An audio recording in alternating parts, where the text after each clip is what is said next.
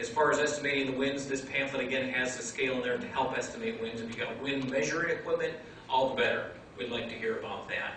Ideally, the best reports would come directly into us, but we also want to caution that in the case of storms that look like you're observing a tornado or what may become tornadic, it's best to contact local dispatch with regard to that. Call 911, let them know what you see, because it's the local officials that have the siren capabilities. We at the Weather Service do not. So make that call there first and then get the information into us. A lot of different ways by that information coming into us, whether it be through amateur radio operators. There's a couple of internet websites. If you'd like to join our eSpotter group, become part of our spotter database, you can sign up at the eSpotter website. That is also included on this pamphlet here.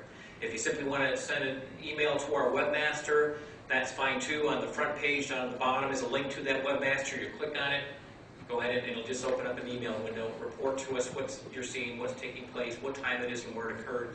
And if you're taking some pictures of it, like a great shell cloud or a great wall cloud or some damage that may have occurred, you can attach those to that email and send it in to us in real time or again after the fact if you want to be safe.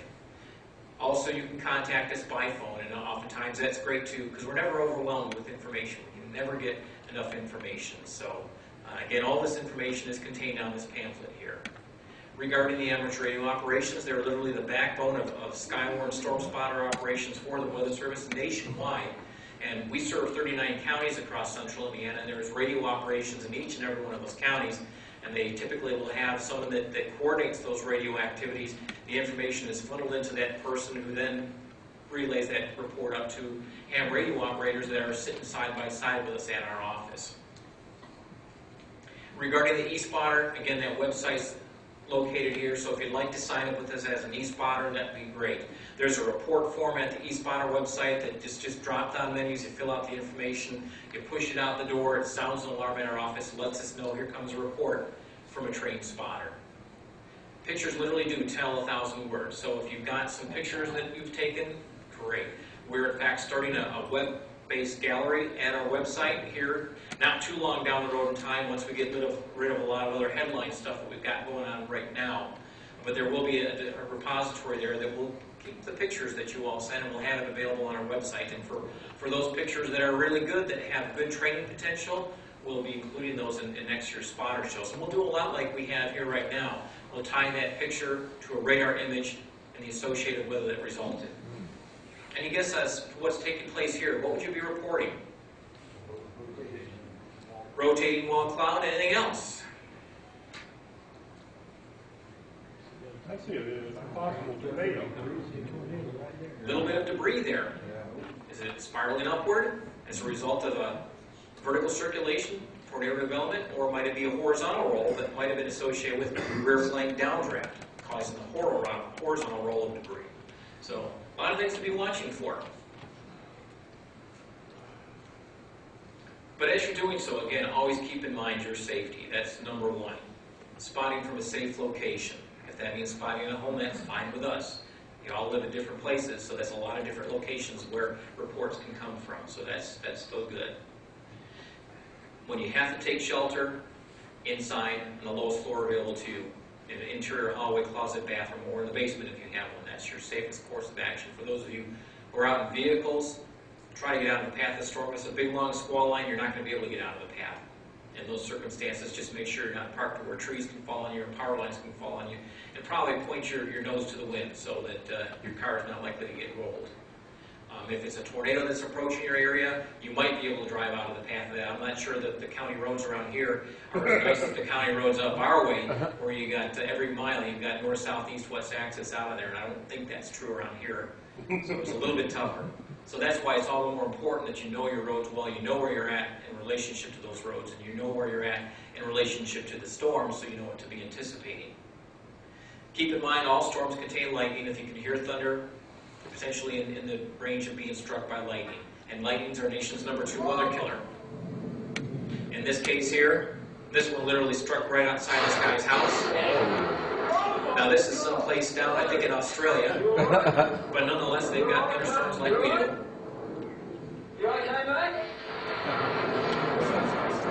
So inside a sturdy building, away from the windows, building which has wire or plumbing that can carry the current to ground is your safe place if you're in your vehicle, a hardtop vehicle. If we're to be struck by lightning, that metal shell that surrounds you is your source of protection. Our number one weather killer is floods and flash floods. Your vehicle becomes buoyant, and the sideways force of the water will literally push it off the roadway. So find alternate routes to travel. And I know there are some low water crossing areas in parts of Monroe County, so you really got to be cautious. We issue multiple types of warnings, from river flood warnings to countywide flood advisories to flash floods. It depends a lot on the circumstance. In the case of the big rivers like the White River, it doesn't flow through here, so we don't issue a flood warning for that. But what we will do is if we have a significant rainfall over a short period of time where river and or stream levels are rising quickly and over roadway surfaces, more than likely we'll issue the flash flood warning. For longer durations, slowly rising water levels, countywide flood advisory might be more appropriate, just to let folks know, hey, you know what, there might be some nuisance water that you've got to mess with, but maybe not necessarily life-threatening. I'm not going to run this video through its entirety, but you can see here there is water rushing over the roadway. This stream is up and out of its banks and actually literally crossing this roadway here. In the course of this video clip that runs several minutes long, it will literally wash out this road here. It will disappear. As you can see here, the culvert that runs underneath the roadway here is literally gobbling up everything that's flowing towards it.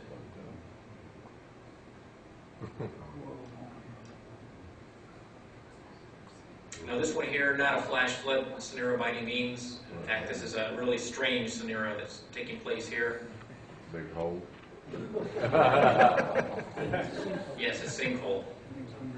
But who'd have known that that little puddle was like 8 feet deep. Oh, wow. Now this is more true of what you don't want to be doing. And this guy here tried a similar circumstance and he didn't make it. His vehicle got washed off the road. Fortunately, he was rescued. Goodbye. How far away from there?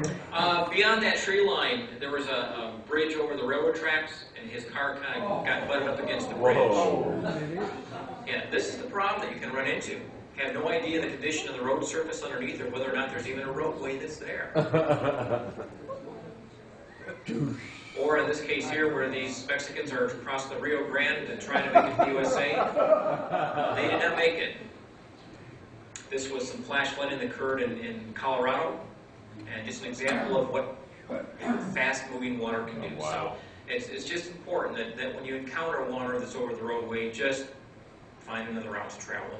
And just be extra careful at night, because oftentimes it's really hard to see water over the roadway, and let alone the depth of that water. So avoid water. So briefly with regard to this, what constitutes a flash flood? Rushing one over roads, yeah, that sounds good. Swollen streams or drainage ditches, well, that might be more of a flood advisory scenario, at least based on that description. Rapidly entering water into homes and businesses, you know what, that's probably a flash flood. I mean, you're threatening life and property now. So the correct answer in this case would be A and C, or D in this case here. And notice what happens again in this case, this culvert and this little barn that's washing downstream. Mississippi.